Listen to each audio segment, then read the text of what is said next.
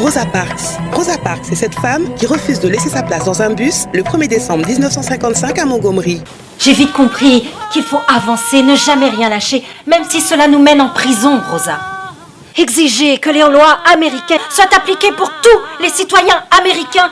Venez vivre ce moment historique où s'asseoir fut toute une histoire à travers la pièce Levez-vous Rosa Parks, les 16 et 23 avril à 15h30 et 19h30 au théâtre Gendarme, 17 rue Léopold Bellan, Paris 2e. Texte et mise en scène d'Anne Dantin, une production Accolade Paris. Rosa Parks, un symbole puissant, toujours d'actualité. Renseignements et réservations au 06 76 74 05 99 ou levez-vous-rosaparks.com.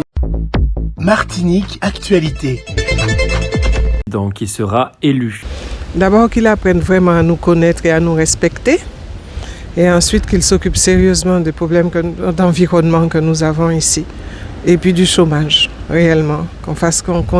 Au lieu d'envoyer des gens diriger le pays et de mettre des régiments de militaires, de raids, de je ne sais plus trop quoi ici comme ça dans le pays, qu'on essaie de développer vraiment ce pays économiquement. Qu'on donne vraiment aux Antilles une chance de se développer correctement au lieu de toujours en profiter. Et ce profit, il nous revient à peine. Hein. D'accord, il y a des gens qui travaillent, qui ont de l'argent et qui peuvent vivre, mais combien ne peuvent pas vivre? Combien sont à la marge? Moi, je ne suis pas d'ici, hein, je ne vis pas ici. Mais quand je viens ici, je suis horrifiée par le prix des choses à la Martinique. Quand je vais au supermarché, je suis horrifiée de ce que je dois dépenser simplement pour me nourrir. Et je me demande comment les gens font ici.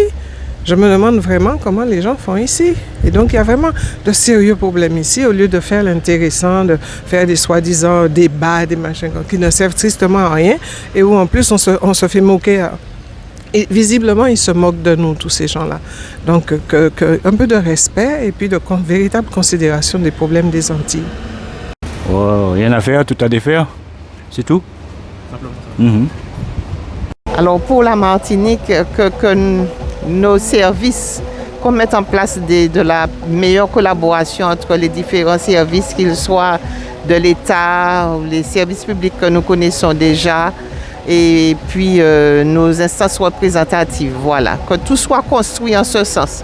Et puis que l'on nous protège aussi par rapport au pouvoir d'achat contre un petit peu les abus de certains. On sait qu'il y a des raisons, mais bon, on craint aussi qu'il y ait des abus. Donc on remet aussi, par exemple, qu'on réactive le service de la lutte contre la fraude et du contrôle des prix, que l'on essaie de faire ça, voilà. Bientôt les élections présidentielles. Selon vous, que faut-il demander pour la Martinique au président qui sera élu? De manière à ce que les gens ils vivent en bonne intelligence et bien, et que ce soit décent pour les étudiants, pour les gens qui travaillent, pour tout le monde. La paix sociale. Déjà qu'ils baissent le coût de la vie parce qu'il est extrêmement cher pour tout le monde. Et ça, plus les taxes qu'ils ont rajoutées maintenant pour faire venir tous leurs colis et tout ça. Donc, les amoureux pour les femmes, voilà. Les amoureux, beaucoup d'amour. Arrête de dire bêtises. Moi, en tant que jeune, je n'attends rien du président de la République concernant la Martinique. Pourquoi? Parce qu'ils n'en ont rien à foutre de nous, quoi. Donc, voilà. Un peu plus d'équilibre, on va dire, entre les départements. Prendre en compte les disparités, on va dire. Voilà, c'est un peu ça. Parce qu'il y a trop de différences, on va dire. Selon les prix. Et puis, bien sûr, la situation des familles, des jeunes. Surtout ça, voilà. Sondage.